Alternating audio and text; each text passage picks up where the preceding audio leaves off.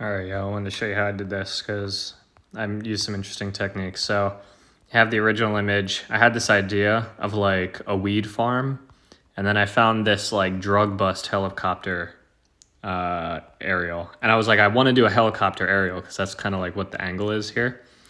So I found this drug bust helicopter aerial, but it was like really blurry. So I ended up finding this backyard, this suburban backyard, and I was like, yeah, that works.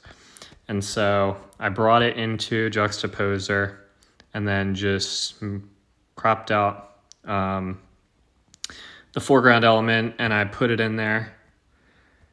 And then I exported that, and so that was this. And then what I did over here was I actually painted on some shadows. You can go edit, markup, and then you can take the highlighter down here and you can make some shadows. So I painted some shadows in between the legs, and I painted a shadow for the crowd over here, this stuff. And so then I had this image, and then I brought, so then what I did, I wanted to be black and white, so I just blasted the levels, blasted the brightness and exposure and all that, kind of dialed it in for the helicopter. And then I ended up taking this helicopter overlay, and I wanted to combine them.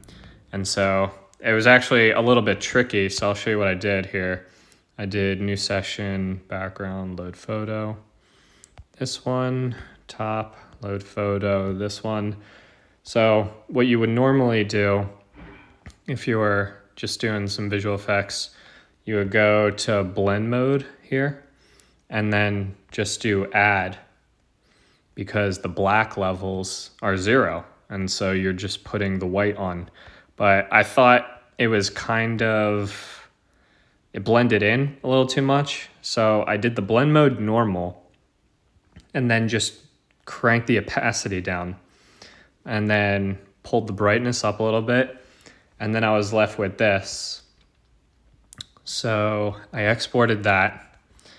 And then if you go back to here, you can see it's pretty dark. But what I did was I just cranked the exposure up, and then I dialed that in. So you can see the crosshairs. You can like adjust the brightness of the crosshairs.